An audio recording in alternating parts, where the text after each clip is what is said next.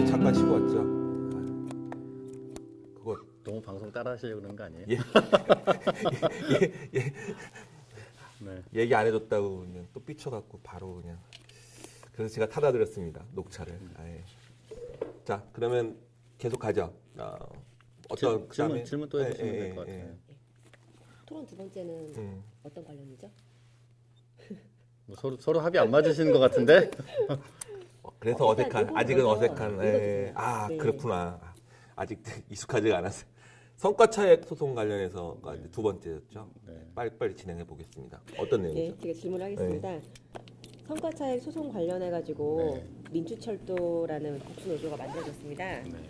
그 민주철도 노조에서 소송을 하고 있다고 하는데 전철로에서는 성과급 지급 정상화에 대한 소송을 예전에 한 적이 있었는데 패소를 해서 지금은 소송을 하지 않고 있다라는 것에 대한 팩트 체크 부탁드립니다. 네. 아니, 우선 보통 우리가 우리 노동조합을 부를 때요 전철도 이렇게 잘 안 부릅니다. 우리는 공사가 보통 그렇게 부를 때 우리가 항의하고 전국 철도 노동조합이라고 써라 이렇게 얘기하고 그다음 이제 한철로에서 우리를 부를 때 그렇게 쓰니까 우리도 이제 얘기할 때 전철로 이렇게 얘기하지 않았으면 좋겠고요. 예, 그런 건 전국 철도 노동조합 정식 명칭으로 써요. 그렇게 써주셨으면 좋겠고 아니면 철도 노조 이렇게 얘기하시면 돼요. 그렇죠. 철도 노조. 그리고 지금 이제 아까 민철로에서 실제로 이제 소송을 한다 그러고 이제 이것도 조합원들의 일정 정도의 기대감 이런 거에 부응해서 하는 거잖아요. 근데 우리가 이것과 관련돼서 2012년도에 실제로 소송 중인 건 맞아요?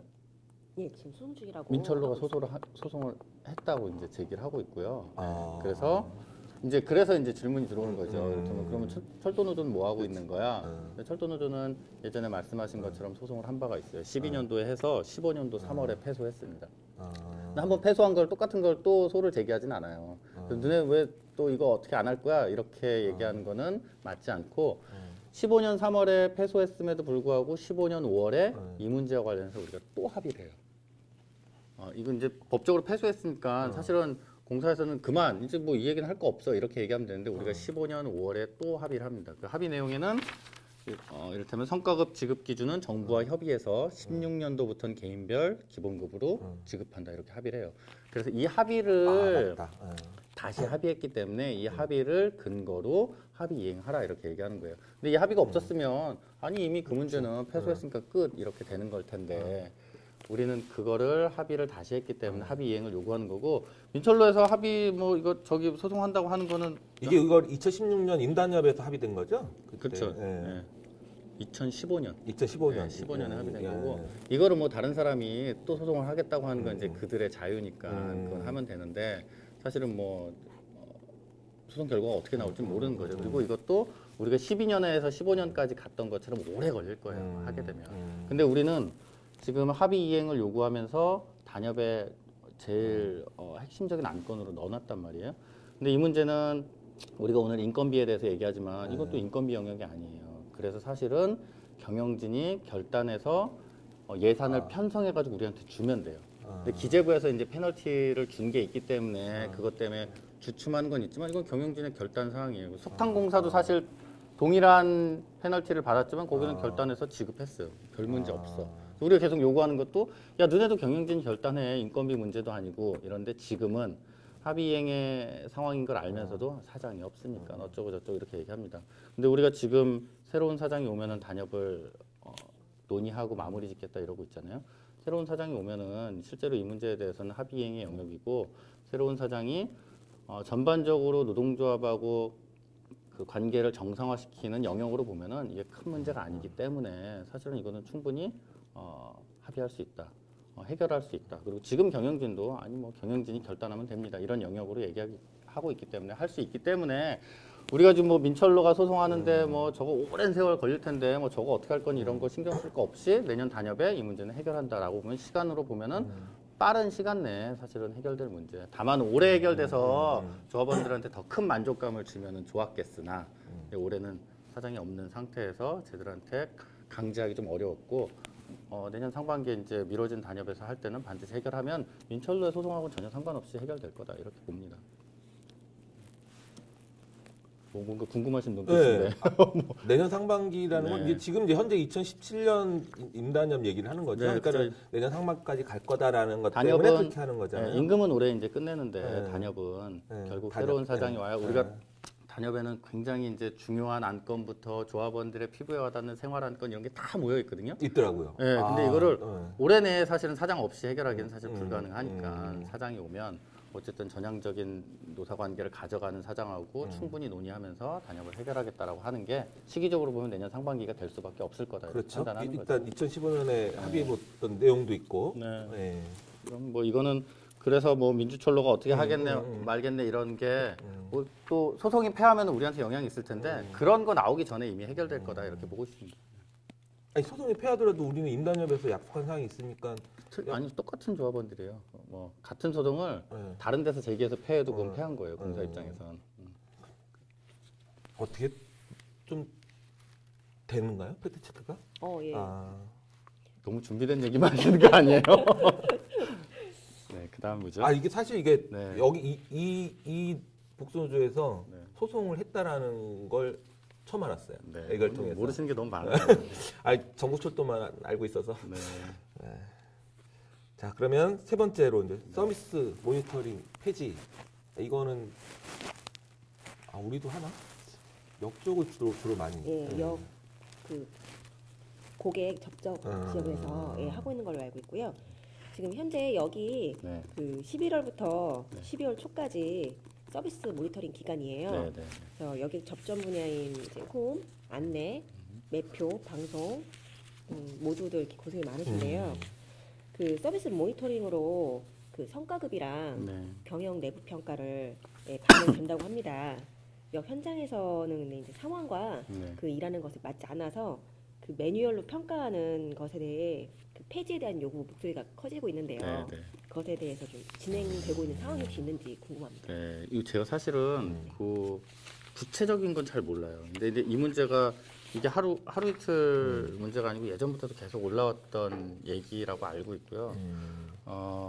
저희 단협의 안건에 보면은 단협 안건 요번에 이제 조합원 교육 자료가 나갔어요. 거기 조합원 교육 자료에 보면 임금과 관련돼서 핵심적인 거 나가고 단협과 관련돼서도 4가지 핵심 안건 나가고 그 다음에 기타 조합원들한테 와닿는 생활 안건들 이렇게 쭉 정리한 게 나갔습니다. 거기에 보면은 이를테면 이 내용이 같이 있어요. 아니죠. 거기에도 있고 우리 단협 자료에 보면은 운수분과 그 또 따로 요구안에 운수분과 요구안에 역 모니터링제 폐지 이렇게 안건이 올라가 있고 거기에 이제 내용은 이렇게 돼 있어요.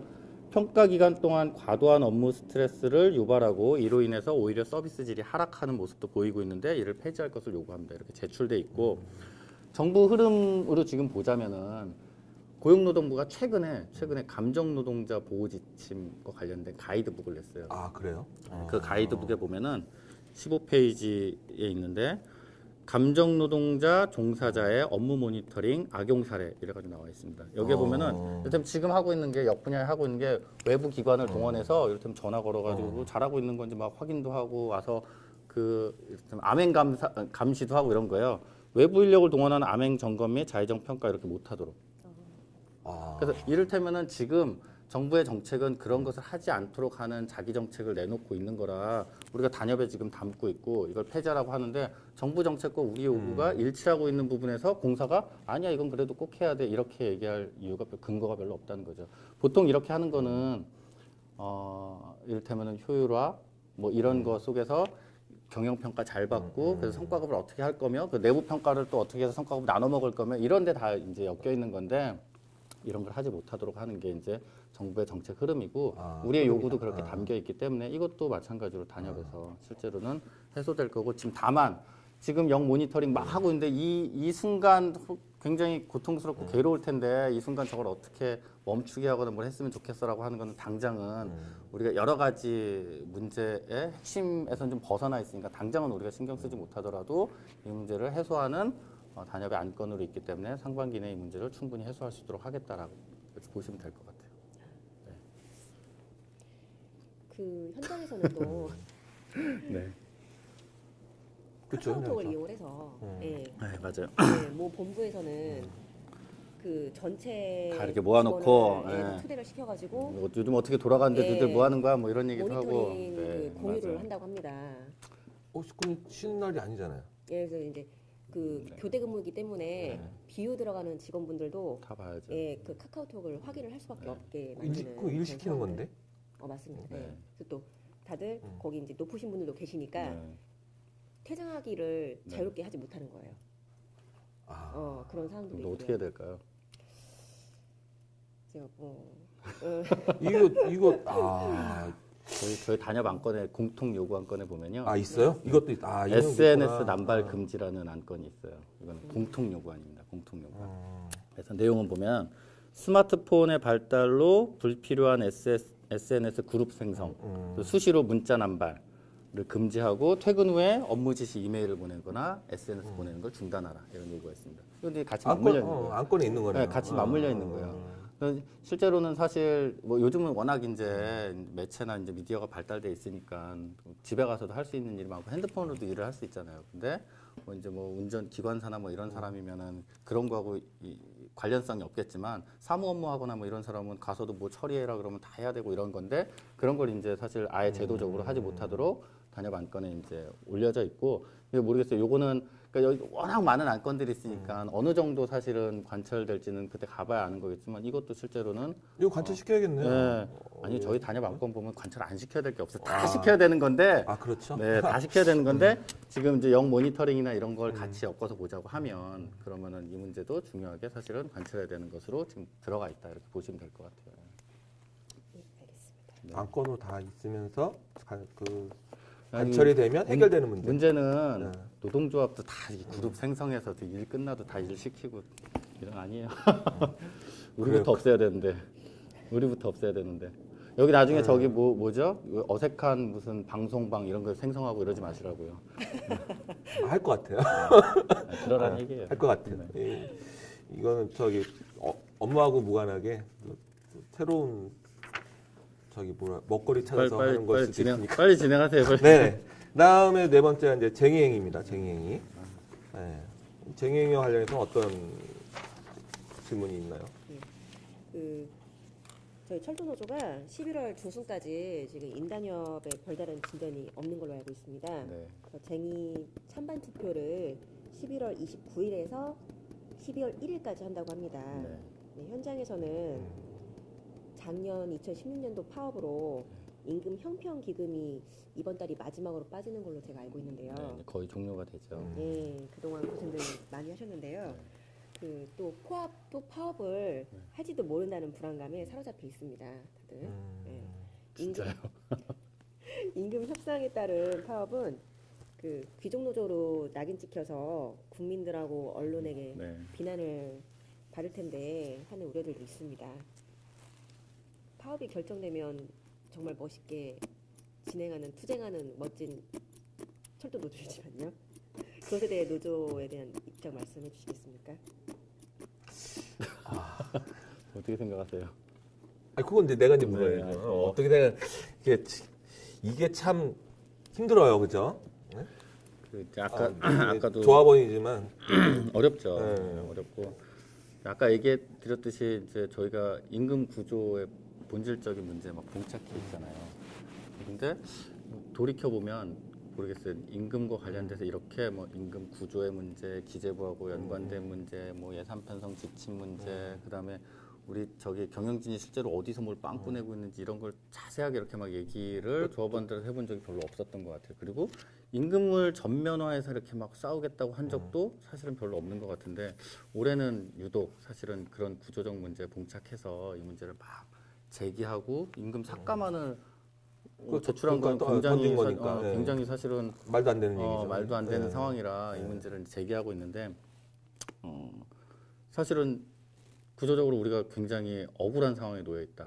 이런 것을 얘기하고 있고 중앙노동위에 우리가 이제 쟁의 발생을 하겠습니다라고 조정을 넣어도 이거는 임금 삭감안을 가지고 왔네요라고 얘기하고 있는 상황 이런 거라서 저는 뭐 이제 이를테면 우리가 싸움을 한다고 막 이렇게 하더라도 노동조합이 굉장히 과하거나 뭔가 어떤 특별한 요구를 갖고 이렇게 하는 거기 때문에 쟤들 되게 문제가 있어. 혹은 귀족 노조 이렇게 낙인 찍히진 않을 거다. 지금 이게 결국은 이명박 박근혜 정부 때 해왔던 정책의 결과 때문에 우리가 임금 구조가 굉장히 잘못된 형태로 있고 그 피해를 온전히 우리가 받고 있고 게다가 경영진하고 관리지원직이 우리가 사실은 가져가야 될 임금과 관련된 임금 재원의 영역을 자기네들이 실제로 유용하는 형태로 해왔던 상황도 있고 이 모든 게 우리한테는 굉장히 억울하고 그래서 지금 정부도 제시하는 가이드라인도 못 지킬 정도의 상황에 놓여 있다라고 하면 충분히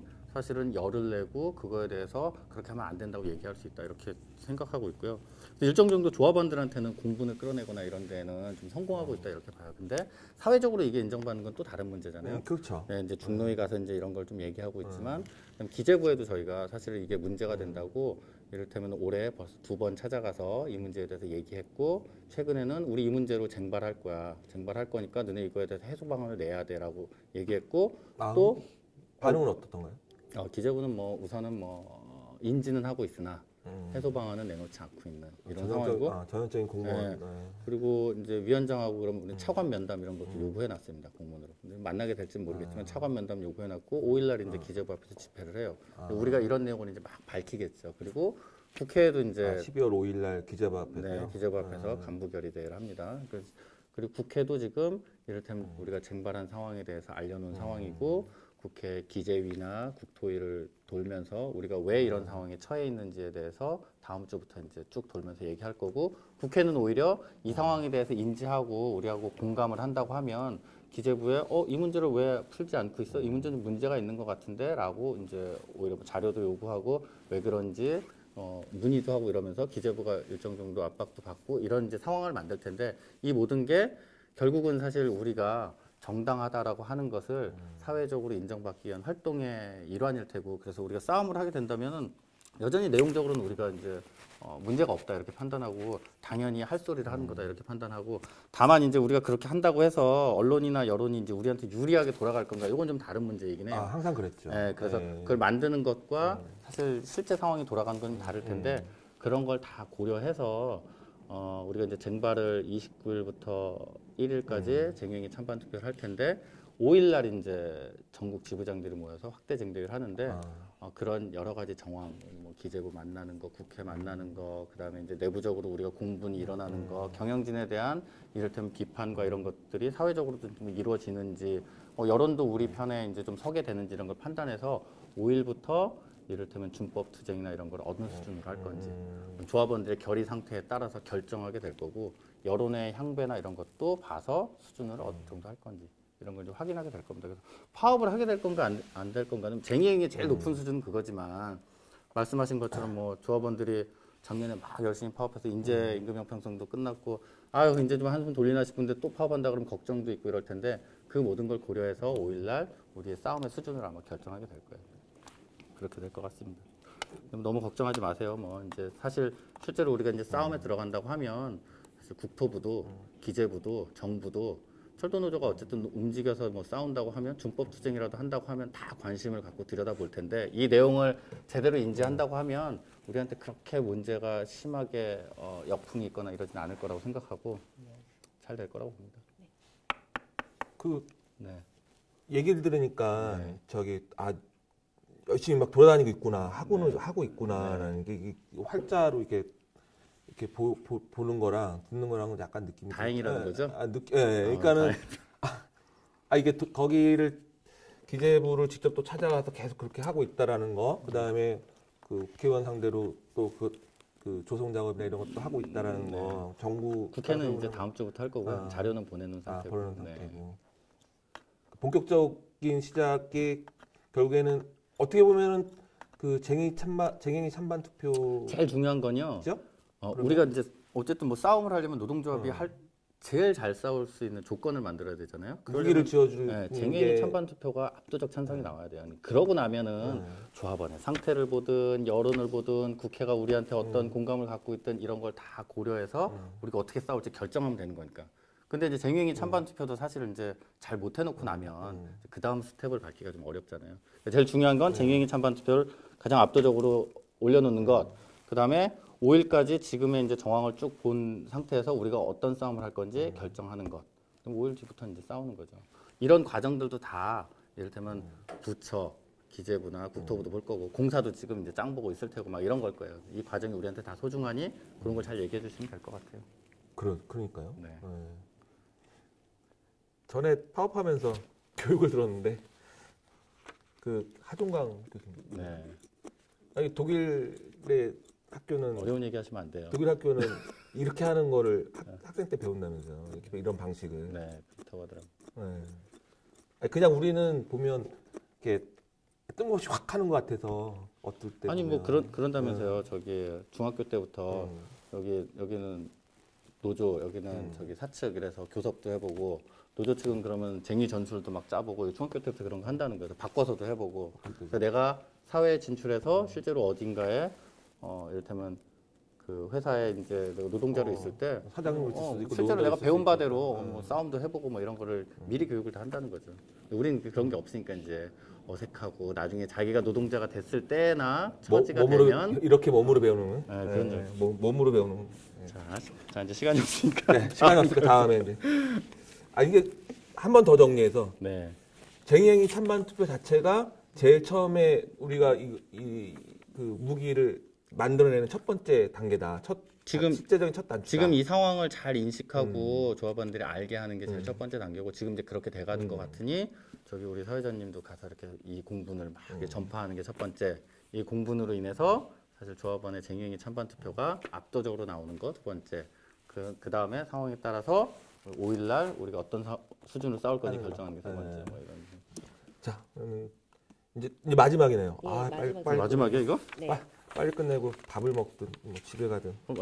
마지막이 아닌 것 같은데? 여섯 번째를 아까 네. 첫 번째에서 해서 비정규직 관련. 네. 네. 이것도 이제 큰 관심사인데요.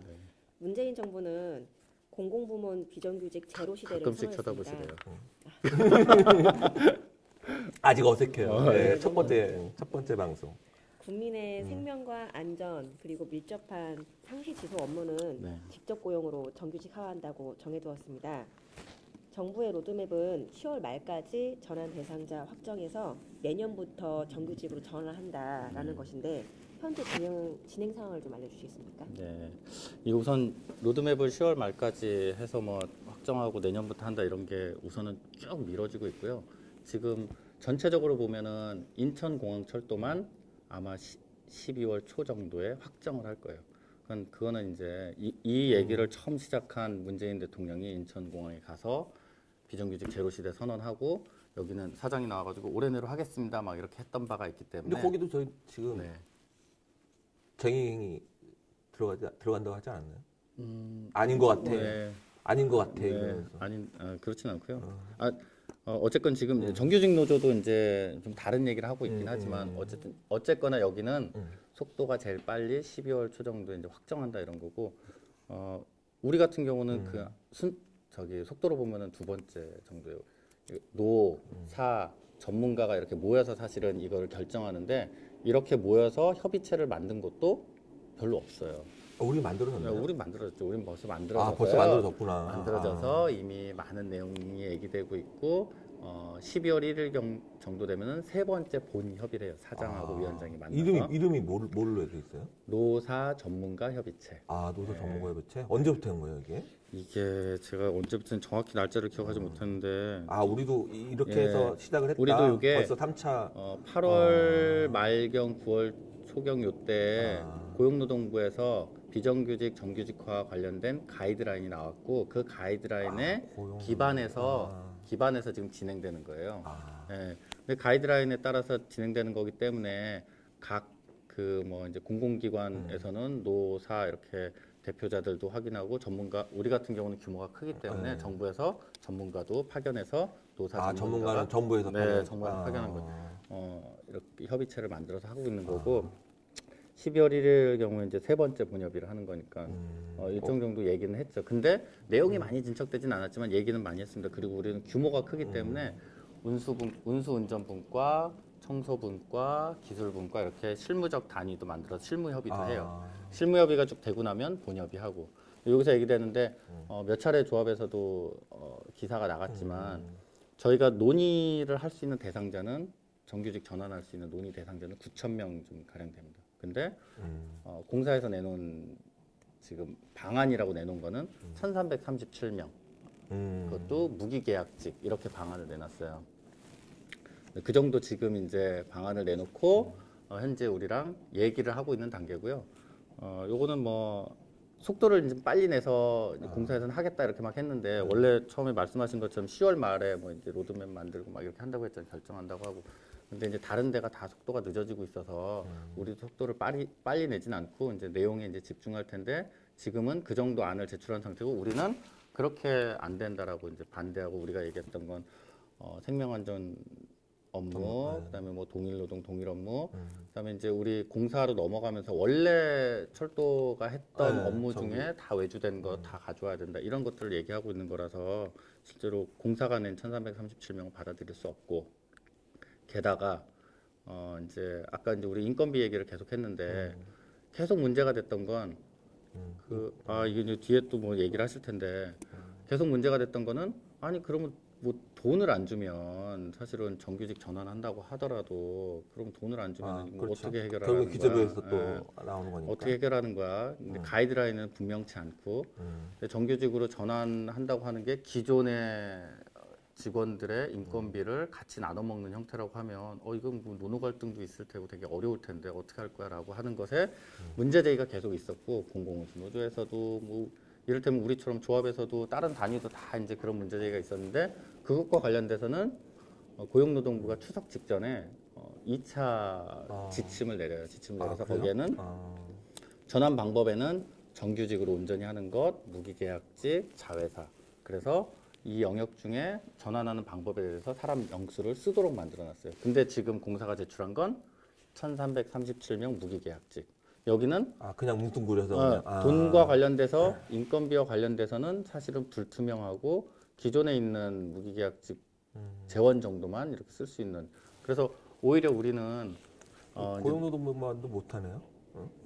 아니 고용노동부는 이제 그런 이제 가이드라인 내는 거고 이를테면 기재부에서는 돈 쓰기 싫으니까 정원을 이렇게 받아오는 방식으로 하지 마 이렇게 실무자들은 얘기한다고 하는데 우리는 올바른 정규직화라고 얘기하면 정원이 증원되는 형태 정규직 그래서 정원이 증원되고 예산도 반영되는 정규직으로 와야 된다라고 주장하고 있고 그 범위는 아까 얘기했던 뭐 공사와 이후에 외주됐던 것 다 뭐 동일 업무 동일 노동 그다음에 생명안전 업무 그다음에 이제 뭐 지속적 상시 지속 업무와 관련돼서는 이를테면 뭐 직접 고용하거나 자회사하거나 이런 건 이제 논의 결과에 따라서 이렇게 얘기하고 있는 거예요.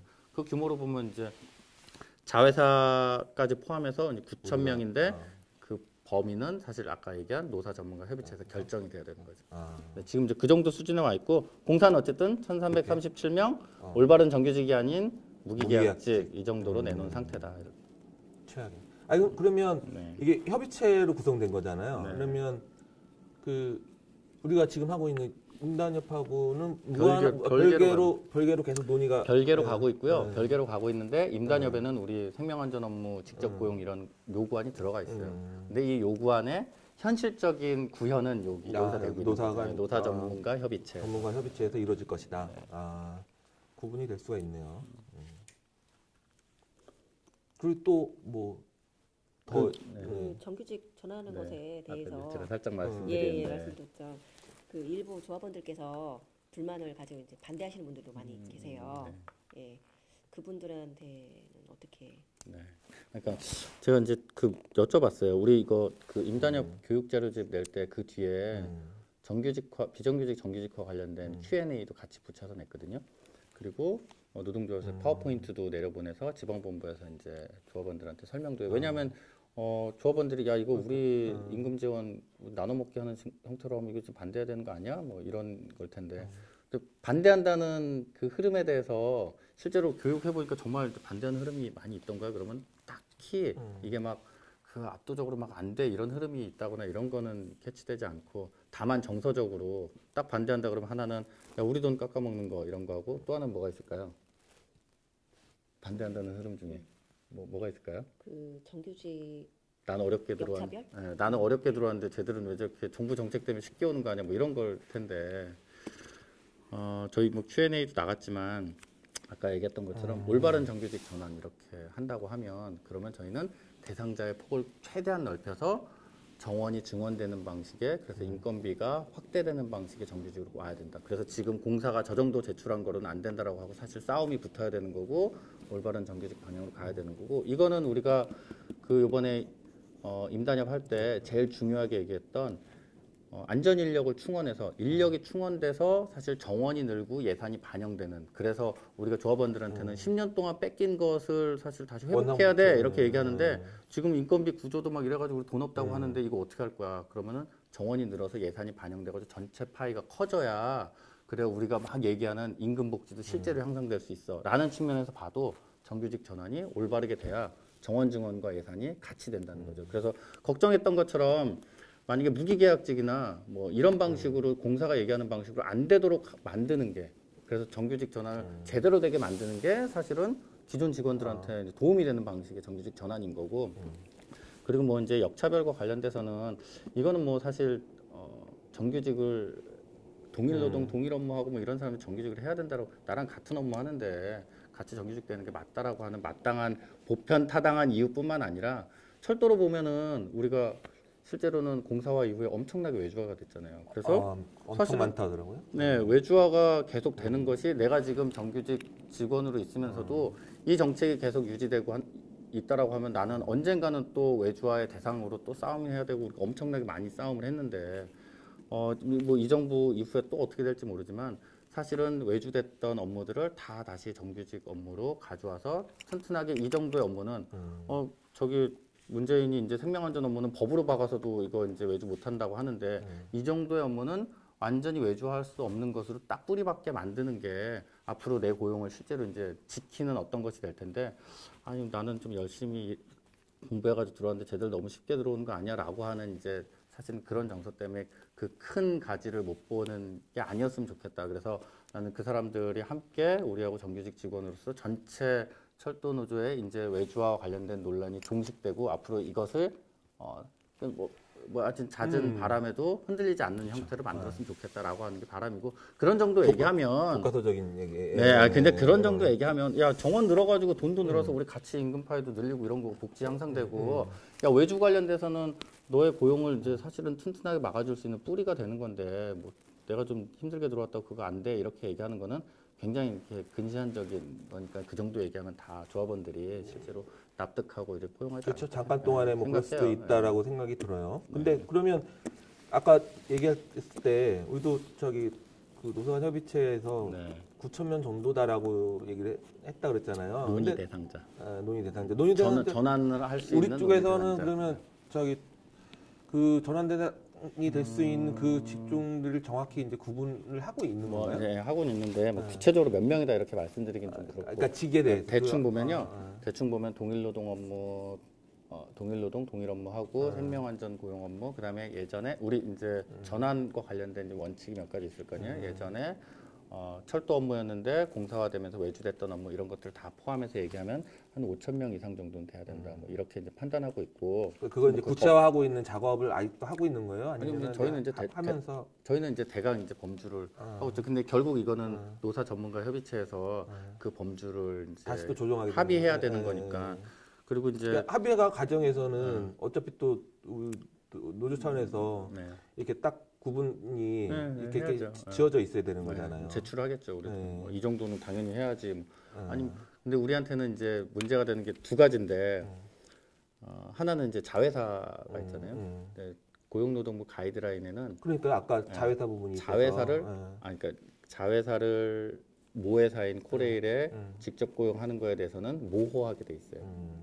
딱 규정이 안 돼 있어요. 그러니까 코레일은 이를테면 자회사는 다 빼고 얘기하는 9천 명 중에 자회사는 다 빼고 얘기해. 이렇게 얘기하는 게 하나 있어서 여기에 걸려 있는 건 예를 들면은 우리 KTX 승무원 문제를 직접 고용으로 해야 되는데 코레일 관광개발의 승무 업무는 사실 생명안전 업무에 포함되는 거거든요. 그럼 이건 자회사를 건드려야 되는 문제예요. 자회사를 사실 쪼개야 되는 문제이기도 하고 이런 문제가 난점이 있어서 쟤들은 가이드라인에 자회사 못 건드리 애매하게 돼 있으니까 우리 안 건드려 이렇게 얘기하는데 아니 우린 그것까지 건드려 이렇게 얘기하니까 범위가 쟤들하고 틀린 거고 요거는 KTX 승모 문제도 같이 걸려 있는 것도 막 있고. 뭐 예를 들어서 예를 들었지만 하여튼 노조 차원에서도 이제 그런 걸 구체화하고 있다라는 거잖아요. 그렇죠? 당연히 구체화하고 있고 이제 설명드릴 수 있는 거는 인천공항이 제가 아까 말씀드릴 때 12월 초에 결론낸다고 했잖아요. 인천공항도 대상자가 한 10,000명 정도 돼요. 근데 실제로 그 공항공사에서 낸 건 한 1,000명 규모만 직접 이렇게 얘기했는데 10배 차이 나네. 예, 얘기했는데 지금 이를테면은 확정 짓는 단계에서는 거기는 지금 뭐 청와대부터 다 신경 써가지고 뭐 다 달라붙어 있거든요. 확정 짓는 단계에서는 이를테면 7,000명 규모의 정규직 전환에 3,000명 규모의 뭐 이를테면 자회사 이렇게 얘기되고 있어요. 그래서 규모 면에서 보면 엄청나네요. 논의는 이만큼 됐는데 이쪽에서 제출한 건 이만큼이죠. 규모 면에서 보면 엄청나게 그렇죠. 크게 사실은 결정될 가능성이 있어서 그런 거로 보면 우리도 희망이 사실은 있는 굉장히 이제 좋은 징조로 볼 수 있는 거죠. 네. 네. 알겠습니다. 마무리. 아 어색해. 아, 왜 이렇게 어색해. 급하게 마무리하나요? 배가 고파서. 하여튼 이게 네. 또 번외로 또 막 물어보고 막 이러려고 했었는데 시간도 시간이어서 너무 많이 얘기하지 마시고 첫 소리 배부를 수는 없으니까. 그러게요. 예. 다음에 또 반응이 좋아서 아니 또 하게 되면 네. 예. 아니 오늘 얘기하시는 것 중에 제일 핵심은 사실은 지금 이제 임단협 국면인데 임금과 관련돼서 이제 조합원들이 공분을 갖고 사실 이제 싸움을 벌여야 되는 국면까지 왔는데 이 국면이 조합원들의 이제 뭐 단결된 힘으로 사실은 지혜롭게 넘어갈 수 있도록 많이 사람들한테 제대로 얘기될 수 있게 좀 이렇게 노력해 주시면 좋겠고 그게 그 노력은 우리가 하는 게 아니고 저기 아니 여기 어색한 방송에서 노력을 하시는 우리는 어색하니까 어색한 대로 그냥 아니, 예. 우리 노력을 하니까 네. 일조해 우리한테 너무 이렇게 많은 그 저기 SNS 뭐야. 방 만드시지 마시고 예. 그건 우리가 할 일이 아니고 예. 하여튼 저기 그 조회수도 높아지고 방송 그 반응이 좋으면 네. 그때 더 이제 뭐 그 충분한 더 얘기를 할 수 그리고 제가 있는 걸. 안내로 하나 얘기 드릴 거는 그 홍순만 사장 광고 방송 있어요? 아니 예. 광고가 아니라 예. 홍순만 사장 저기 이제 부당노동 행위로 판결 오늘 봤어요. 네, 예. 봤죠. 예. 네. 이를테면 저기 노동청 가서 홍순만 한 번도 직접 조사 안 했거든요. 홍순만 불러서 직접 조사하고 사법 처리해라 이런 거 요구하고 이런 거 할 겁니다. 할 거고 그다음에 성과연봉제 관련돼서 성과연봉제 관련돼서 이제 그런 지적을 받았는데 성과연봉제 합의를 했잖아요. 근데 합의가 뭐 판단하기에 따라서는 미흡하고 부족할 수도 있고 피해 회복과 관련돼서는 완전히 우리가 이제 요구한 대로 되지 않았지만 근데 성과연봉제 합의가 굉장히 이제 의미 있고 중요하다 이렇게 판단하는 바가 어쨌든 그거는 저희 다음 방송에서 네. 예. 그렇죠. 방송 속에 좋으면 그러죠. 네. 예. 저기 뭐 남겨야 되니까 다음 방송 때 저기 그 연차 회복된 거 얘기도 하고 예. 다음 방송 하긴 하나요? 아니 방송 저기 좋으면 사람들이 딱 보고 야 괜찮아 이러면서 반응 좋게 오면 그럴 일이 없을 예. 것 같다. 궁금해하는 얘기들 또 그런 거잖아요. 그 연차 회복 문제 또 뭐 알겠습니다. 예. 어떤 또 생각 갖고 있는지 다음부터 좀 쉬운 질문으로. 준비 많이 해오셔서 예. 얘기를 충분히 해주셔갖고 어떠셨어요? 처음인데. 다음부터는 안 해오시고 하시는 걸로. 네. 네, 좀 덜 어색하게 준비를 좀 해와서 해보겠습니다. 네. 네, 좋은 말씀 오늘 감사드립니다. 알겠습니다. 어색한 방송 고마웠습니다. 네, 네. 감사합니다. 감사합니다. 어색해. 어.